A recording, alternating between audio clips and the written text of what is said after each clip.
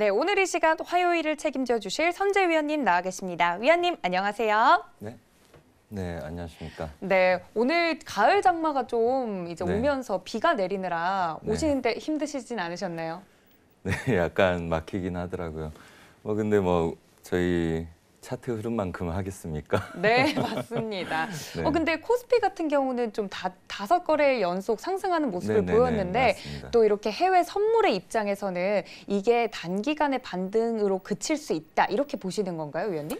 아니요, 지금 저번에 말씀드렸다시피 저번 달에 찍었던 저가를 올해 안에 깰 거라고 보지 않습니다. 그리고 오늘 또 미국 지수들 좀 반등 여력을 갖고 있고요. 그래서 전체적인 고점과 그다음에 저점에 대한 중심 근처에 있는데 지속적으로 국내 선물은 저희도 매수 우위로 롱포를 들인 상태이기 때문에 혼조세죠. 원체 이제 저가에서 기술적인 반등이 있는 상태고 그다음에 장기적으로 두세 달 동안 보합을 띈 상태라고 보시면 되고요.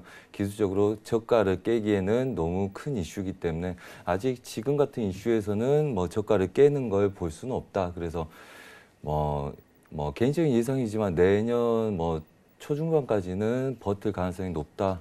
이렇게 보고 있고요. 그다음에 저번에 처음에 보여드렸다시피 원체 강한 지지력들을 갖고 있기 때문에 그 구조를 깨려면 엄청 크나큰 이슈가 생기게 되고 차트만 깨더라도 엄청난 그로 인한 이슈가 생길 건데 지금 상태에서는 무역 분쟁이나 그다음에 기타 여건들 모두 악재 속에서도 아직 추가적인 악재보다는 해결 기미를 계속적으로 여지를 보고 있기 때문에 아직은 버티고 보합권에서 기술적인 저가의 반등이다 이렇게 보시면 될 것 같습니다. 네, 다섯 거래일 연속 찍은 코스피 같은 경우는 상승을 하고 있는데 큰 흐름에서 엄청난 악재가 터지지 않는 이상 지지선은 아직은 견고하다. 지금 보합권에서 혼조세를 보이고 있는 모습이다라고 위원님께서 한마디로 정리를 해주셨습니다. 그럼 오늘 좀 살펴볼 이슈들은 무엇이 있는지 화면으로 먼저 만나볼게요. 네, 첫 번째입니다. 미국 연준이 7월 소비자 신용이 6.8% 증가했다고 밝혔습니다. 2년 이래 최대치라고 하네요. 두 번째입니다.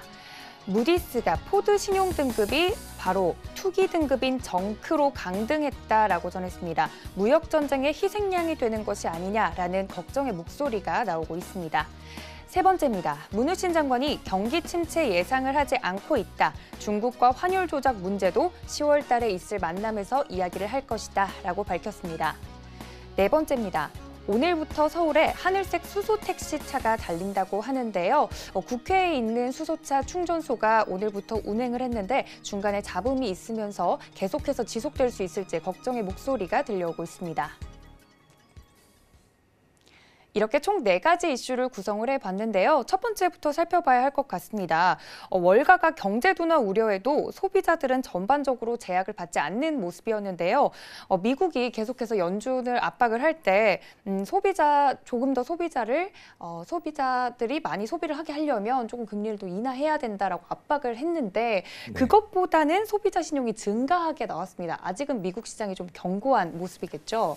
네, 그렇죠. 전반적으로 보자면 그 움직임들이 그렇습니다. 저가를 눌렸을 때 그 반등 자체가 굉장히 뚜렷하게 나오는 구조라서 심리적으로는 견고하다고 느끼겠죠. 아무래도 그 내려오는 진폭보다 하루 내려오면 저가에서 반등은 굉장히 빠른 상태에서 보합에서 천차적으로 지지하고 올라가는 기조들이 세고요. 일단 나스닥하고 S&P도 보시면 알겠지만 어제 또 눌렸던 아이들이 그리고 오늘 저가를 추가적으로 깨지 못하고 또 지지 반등의 반등을 노리고 있는 구조입니다. 그래서 전반적으로는 일봉상에서도 이따 좀 차트를 볼 거니까요. 좀 이따가 설명드리겠지만 그런 게 있죠. 그런데 저는 좀 조심해야 된다고 봅니다. 이게 소비자 신용이 증가했다는 거는 기대 심리에 대한 반영일 수도 있고 그다음에 대부분은 우리 비트코인도 그랬고요. 그다음에 여러분들이 3000지수 간다 했을 때 저희가 매도 볼 때도 그랬었습니다. 전반적으로 마지막 급등 있을 때 그때 추가적인 따라가는 고점을 돌파를 따라가는 소비 심리들이 많이 발생이 되게 돼 있죠. 원체 이제 그렇습니다. 저는 이렇게 생각합니다. 어떤 고점에서의 변곡이나 저점에서 변곡은 그 어떤 구간을 테스트하다가 실패하면 이게 그냥 급락을 주거나 아니면 차익이 나오는 거거든요. 그래서 뭐 선물이나 뭐 국내 선물 같은 경우는 매도가 꽃이다 뭐 이런 거는 살 때는 점차적으로 계속적으로 분할해서 사지만 팔 때는 한꺼번에 포기를 하면서 파는 거죠. 그래서 이제 매도 쪽으로 급락이 일어나는데 실제적으로 지금 매도로 더 추가적으로 급락하지 않는다고 볼 때는 점진적으로 매도 눌림이 적은 상태에서 고점 시도를 하는 거죠. 근데 이게 고점을 시도해서 돌파 안착을 하게 되면 얘네들은 지지 역할을 하겠지만 시도를 하다 계속적으로 차익이 나온 상태에서 심리가 굳어버리면 순식간에 그게 한꺼번에 무너질 수 있기 때문에 전반적으로 저희 뭐 비트코인이나 그다음에 국내 주식시장 마지막에 고점을 쫓아갔던 그 심리 상태를 보시면 뭐 뉴스나 그다음에 거의 모든 개인 트레이더들이 모두 매수 노리고 있었을 때 그때가 마지막 반등을 한 차례 정도 남겨놓는 끄트머리 끝자락일 수 있기 때문에 그거에 대한 우려를 좀 전심적으로 하셔야 된다고 보고 있고요. 단예로 최근에 금리 인하에 대한 금리 인하를 미국에서 하면 이제부터는 좋아질 거다. 그다음에 추가적인 고점을 더 높일 거다 할 때 저희가 매도를 잡고 매도로 큰 수익을 냈던 것처럼 마지막에 테스트하고 있을 때는 눌림이 별로 없습니다. 좋은 차트들은 항상 지지력을 확인하고 올라가고 확인하고 올라가고 점진적인 계단식의 상승을 보이는 장이라고 보시면 되고요. 어느 한쪽에 붙어 있는 아이들은 전반적으로 급변동을 나타낼 수 있기 때문에 그거의 일례로 지금 7월 소비자 신용지수가 6월보다는 좀 더 증가했죠. 6월 달에는 제 기억에는 한 4%대 증가로 기억을 하고 있는데 그것보다 더 나온 것도 지금 저가를 깨지 않는 상태에서 이제 금리 인하를 하기 때문에 신용에 대한 증가가 더 일어났다. 이렇게 보는 구조로 보시되 그걸로 인해서 경제가 살아있거나 아니면 추가적인 고점을 돌파하는 신호탄으로 볼 수 없기 때문에 그거에 대한 좀 우려나 조심은 하셔야 된다 이렇게 말씀드리고 싶습니다. 네, 소비자 신용지수 같은 경우는 물론 증가를 했고 2년 내 최대치라고는 하지만 그게 뭐 최고치를 더 돌파할 것이다라는 신호로 보기에는 약간은 좀 무리가 있다라고 말씀해 주신 것 같습니다. 아무래도 어떤 매매가 됐든 좀 따라가는 추격 매수는 굉장히 위험한 것 같아요. 아무래도 계속해서 급변하고 있고 불확실성이 큰 시장이다 보니까 남들도 다 올라가는데 지금 나도 들어갈 시기가 아닐까라고 섣부르게 판단하기보다는 조금 더 지켜보시고 내년까지는 조금 더 보수적인 포지션을 취하시는 게 좋을 것 같다라고 위원님께서 말씀해 주셨습니다. 그럼 두 번째 의제로 넘어가 보도록 하겠습니다. 무디스가 포드 신용등급을 정크로 강등을 했는데 이게 미국과 중국의 무역 전쟁의 희생양이 아니냐라는 말씀을 해주셨습니다. 실적 부진 탓이라고는 하는데 미중 무역 협상 때문에 지금 미국뿐만 아니라 중국 내에서도 여러 기업들이 지금 피해를 입고 있잖아요. 네. 이 미중 무역 협상이 물론 악재는 악재지만 상수로 작용을 하고 있는데 이렇게 각자 각국 기업 내에 조금 실적 부진을 보이는 데는 미중 무역 협상이 영향이 클까요, 위원님? 네, 아무래도 미중 무역 협상에 대한 것도 있고요. 저희도 대의 매매도 하지만 중장기적으로 보자면 우려에 대한 게 많죠. 미국 지수도 10년 이상 또 지속적으로 고가를 갱신하지 못하고 횡보를 띄고 있는 상태고요. 지금 포드 이야기가 나와서 잠깐 포드 차트를 제가 열어봤는데 한번 같이 차트 한번 보면서 볼까요? 실제적으로 보면 저는 단기적으로는 저가를 크게 무너뜨릴 그림은 아니라고 봅니다. 여기 구간 내에서 혼조세를 띄고 그다음에 지금 10달러 안착은 못하고 있으나 장기적으로는 10달러 안착하는 그림이 나올 거라고 봅니다. 단 이제 시장에서 보는 건 이런 거겠죠. 추세 저항을 갖고 있는데 이 구간들을 안착했다 혹은 안착하지 못했다 이렇게 나누겠죠. 그래서 이슈는 아직 이슈라고 보고 있고요. 저는 그래서 지금 상태에서는 10달러 초반에서 그다음에 8달러 초반까지 부하권을 뛸 거다 이렇게 예상을 하고 있습니다. 전반적으로 지금 중요한 구간들 9.5달러 저항을 갖고 있는 상태에서 이 구간을 정착을 하면 실제적으로는 우리가 위안화 말씀드렸다시피 큰 이슈는 아니라고 봅니다. 근데 말 그대로 그 우려에 대한 목소리고요. 그다음에 추세 상단부 돌파를 못한 상태에서 눌린 구조, 그다음에 전 고가를 계속적으로 저항을 받고 있죠. 하지만 아래 하단부 지지력들 8달러 구간의 단기적인 추가 하방 예상하기 어렵기 때문에 아직은 혼조세에서 아래 구간 지지력, 윗 구간 보합 구간에 놓여 있는 상태고 뭐 대부분 뭐 실적이 그렇게 뚜렷하게 뛰어나지 않는 종목들은 상단부 제약의 하단부 경직성의 그림들 아직 갖고 있기 때문에 이거는 단순 아직은 이슈라고 보고 있고요.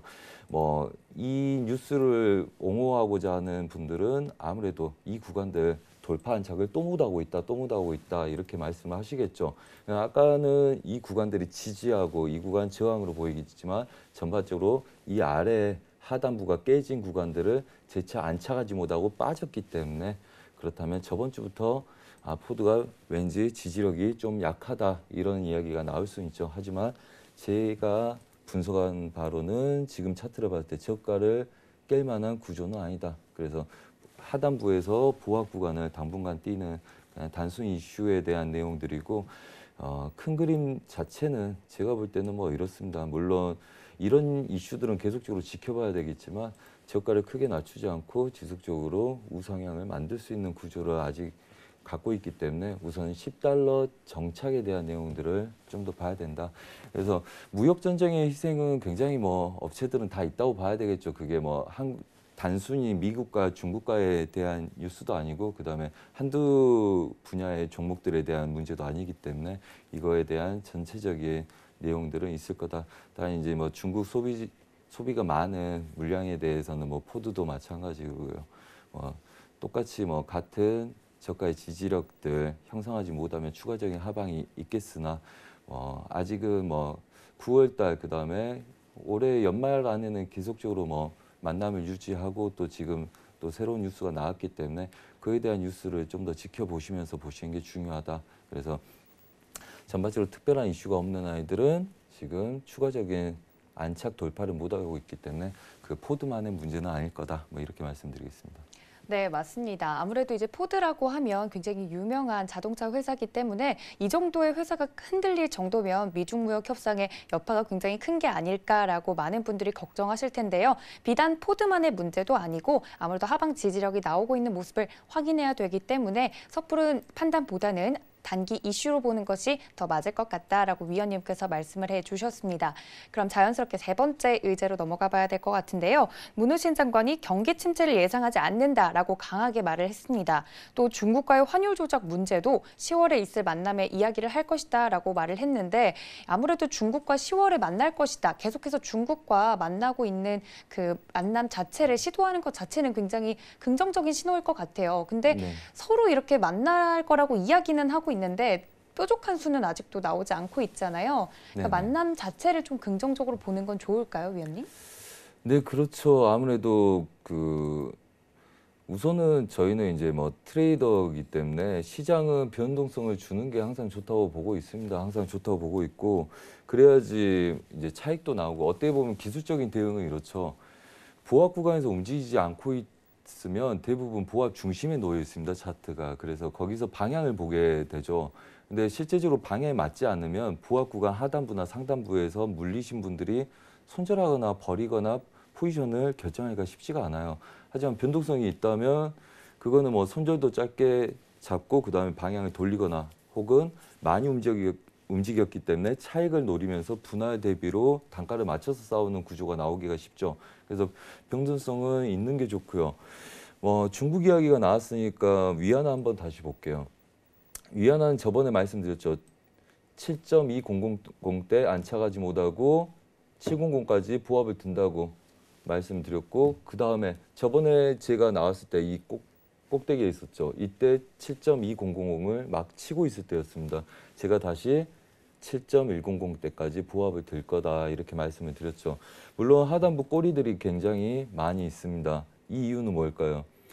아래 하단부 지지력이 견고하다는 내용도 될 거지만 한마디로 고점을 테스트하다 실패한 애들은 다시 하단부로 되돌아가고자 하는 힘이 생긴다는 거죠.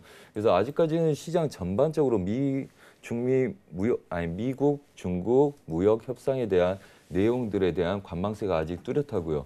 그다음에 추세에 넘어가지 못하고 아직 이 구간 내 질서를 유지시키고 있다. 벌써 한 3주째 돼가고 있죠. 전반적으로 보자면 8월부터 해서 지금 한 달 반 정도에 거의 보합을 띄고 있다. 이런 상태이기 때문에 지속적으로 시장을 관망한다는 거고요.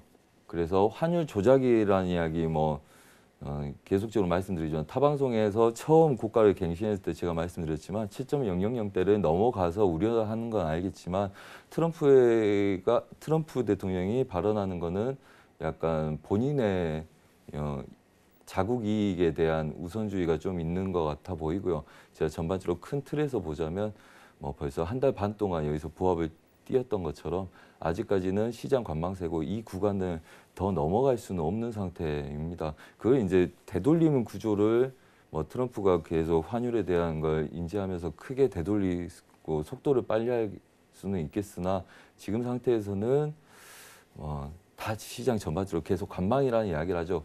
큰 보합장의 흐름이다 이렇게 보시는 게 좋고요. 그다음에 만남은 지속적으로 하시는 게 좋죠. 그래야지 그 이슈에 의해서 시장이 요동을 치고 그 되돌림을 볼 건지 우리가 추세를 볼 건지 결정하기가 오히려 쉽고 보합을 계속 띄고 있는 구간에서는 가로저항들이 많아지기 때문에 아무래도 여러분들이 판단하시기에 좀 헷갈리기 때문에 그런 만남들은 지속적으로 있는 게 좋습니다. 그래서 실망이 나와서 너무 많이 움직이는 애들을 다시 우리가 되돌린 거나 아니면 포지션이 반대로 갔던 애들을 다시 부합 형태로 다음 마디를 공략할 때 지지 저항이 작기 때문에 그리고 오래됐기 때문에 오히려 시장의 움직임들 때문에 오히려 저희가 매매하기가 훨씬 더 수월할 수도 있고 시장의 유동성 공급에도 좋은 영향을 끼치겠죠.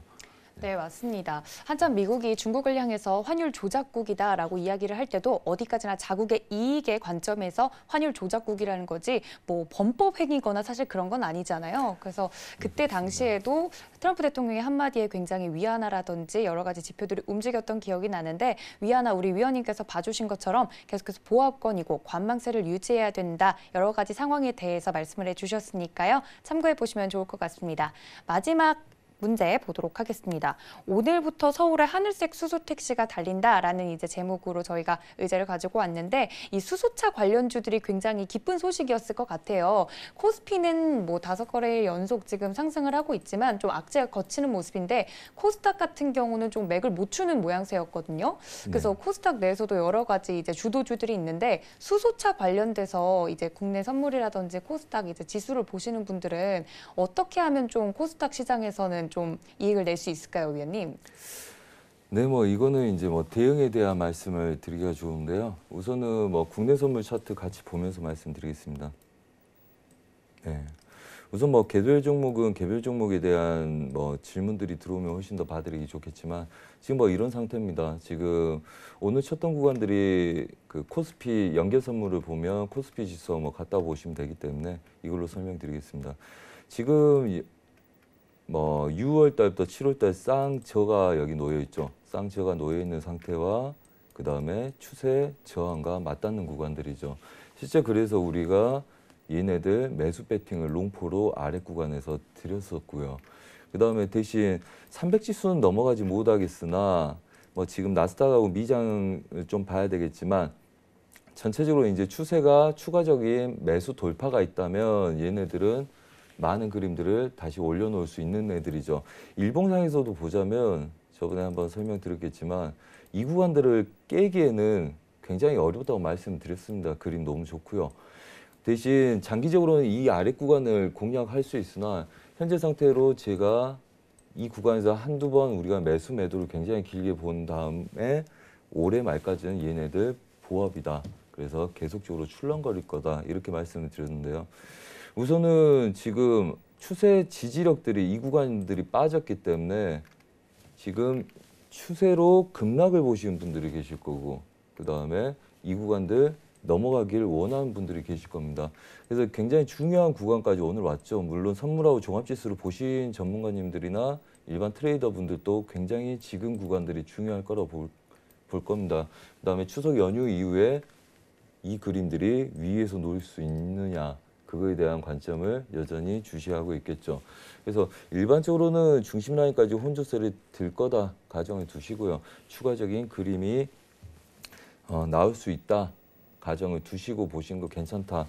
한마디로 죄송합니다. 추세가 깨졌지만 아직은 혼조세로 지속적으로 시장 글로벌 시장을 관망하는 입장이고 그 다음에 단기 지지력을 깬 상태에서도 뚫었던 것처럼 저가 확인 전략에 의한 다시 매수 배팅이 들어간 거다. 그래서 저희가 뭐 설명드린 건 딱 이거였습니다. 저가를 더 낮추는 거 보지 않고 채널, 그다음에 채널 끝단까지 왔을 때 추가적으로 혼조세 띄고 추가적인 매수세가 일어나는지 본다. 그래서 이 위를 돌파하기 위해서 시도할 때는 아래 쌍절을 잘 깨지 않고 얘를 버티려고 노력을 할 겁니다. 그래서 지지력에서 짧은 손절로 추가적인 그림을 볼 수 있다. 뭐 이렇게 보는 거고요. 그다음에 수소에 대한 뭐 개별 종목들은 뭐 당연히 좋겠죠. 지수가 좋은 상태에서 올라가고 있기 때문에. 그래서 뭐 같이 보시더라도 그게 단지 지금 글로벌 시장에 대한 이슈들이 원체 강하기 때문에 단기 종목들 하루 이틀 크게 반등하는 애들은 꼭 차익이 나온다. 단기적인 수익이 많이 나온 종목들은 차익이 나올 수 있기 때문에 항상 지지 저항을 보시면서 하시고, 지금 뭐 구조에서도 지금 2012년부터 13년 그 구간들 돌파 시도를 다시 하고 있기 때문에 약간 눌린 구조의 6월, 7월 지지력들 그 구간까지 밀렸을 때 짧은 지지력에서 다시 추가적인 배팅을 보신 거 나쁘지 않을 거다. 뭐 이렇게 말씀드리겠습니다.